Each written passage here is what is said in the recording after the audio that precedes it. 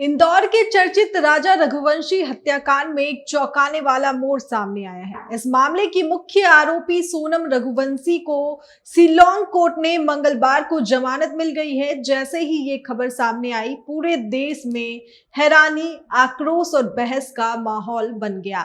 सबसे बड़ा झटका मृतक राजा रघुवंशी के परिवार को लगा है, जो आज भी अपने बेटे की दर्दनाक मौत के सदमे से उबर नहीं पाया है। ये पूरा मामला 21 मई 2025 का है, जब इंदौर निवासी राजा रघुवंशी अपनी पत्नी सोनम रघुवंशी के साथ हनीमून मनाने शिलांग गए थे। शादी के बाद ये उनकी पहली यात्रा थी, जिसे परिवार और दोनों ने खुशी खुशी शुरू किया था।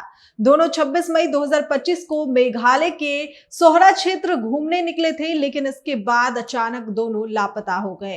परिवार को जब कोई संपर्क नहीं मिला तो चिंता बढ़ी और तुरंत पुलिस को सूचना दी गई। इसके बाद पुलिस, एनडीआरएफ, एसडीआरएफ और स्थानीय प्रशासन ने बड़े स्तर पर सर्च ऑपरेशन शुरू किया। कई दिनों तक लगातार तलाशी अभियान चलता रहा, लेकिन कोई सुराग नहीं मिला।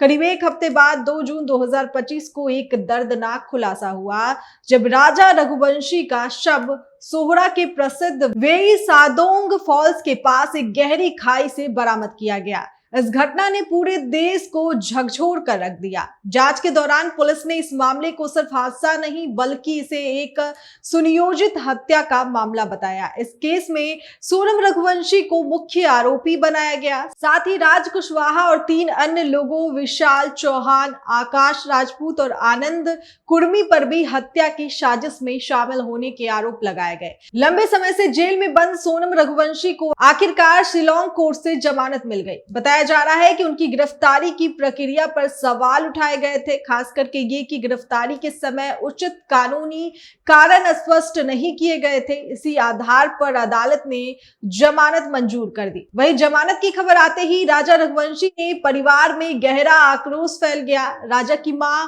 उमा रघुवंशी ने कहा कि उन्हें न्याय व्यवस्था पर पूरा भरोसा था, लेकिन इस फैसले ने उन्हें अंदर से तोड़ दिया है। उन्होंने आरोप लगाया कि सोनम को किसी भी हाल में जमानत नहीं मिलनी चाहिए थी और उसे सख्त सजा मिलनी चाहिए। उन्होंने यह भी दावा किया कि इस पूरे मामले में बड़े स्तर पर पैसे और प्रभाव का इस्तेमाल किया गया है।